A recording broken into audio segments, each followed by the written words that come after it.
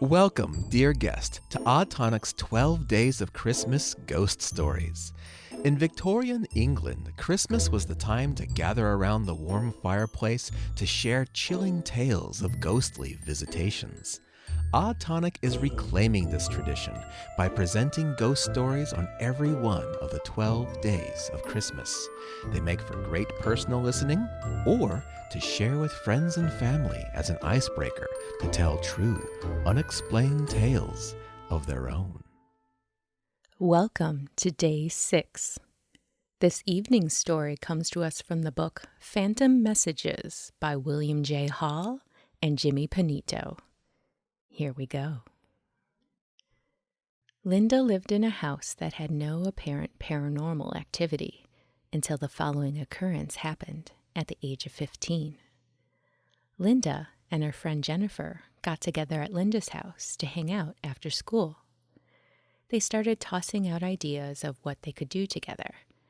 After different suggestions, they decided on making their own radio show. The two pretend stars decided to sing parody songs and to be DJs.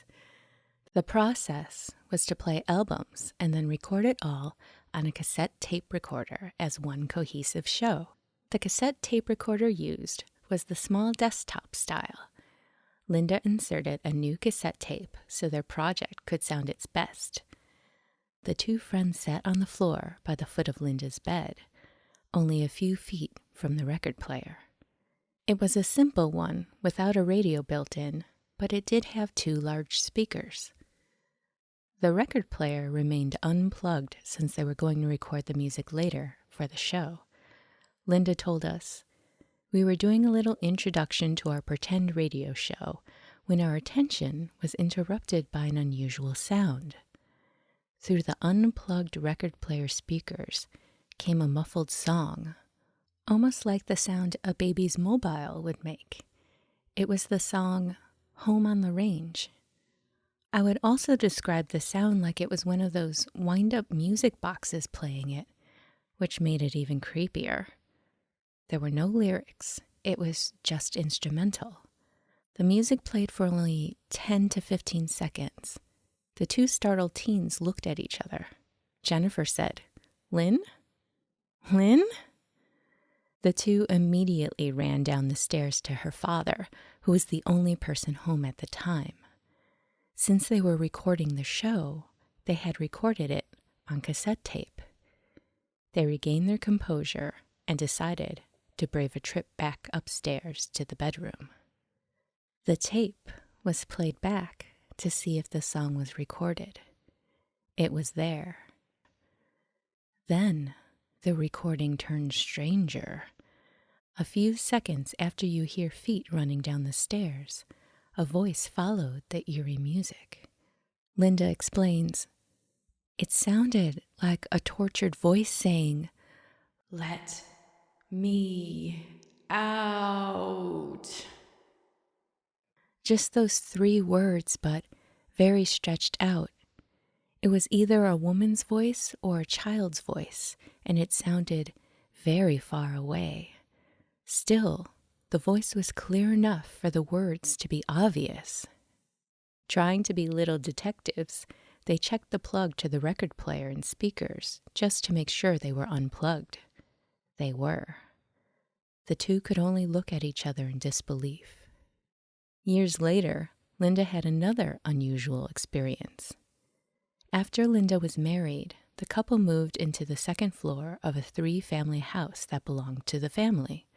Her grandmother lived on the first floor, and her Aunt Clara lived on the 3rd floor. Periodically, the couple would argue, and Aunt Clara was always disturbed when they did.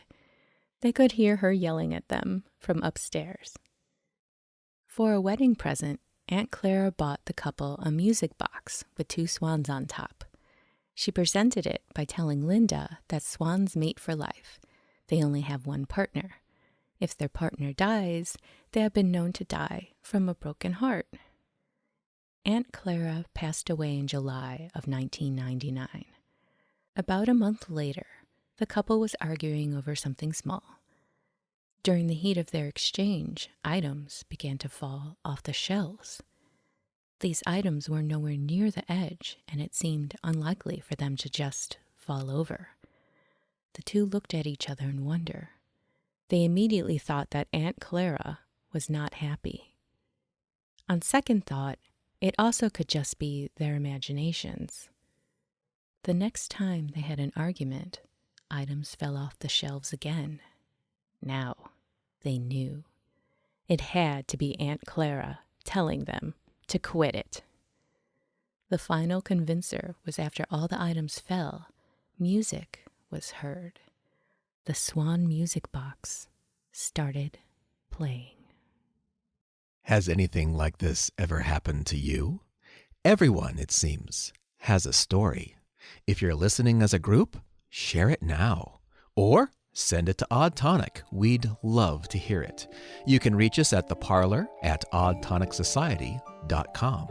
Until then, join us again tomorrow for another thrilling true tale on Odd Tonic's 12 Days of Christmas Ghost Stories. Be sure to subscribe on your favorite podcast app or on YouTube for future Odd Tonic episodes of weird history, strange science, and the paranormal. Good night.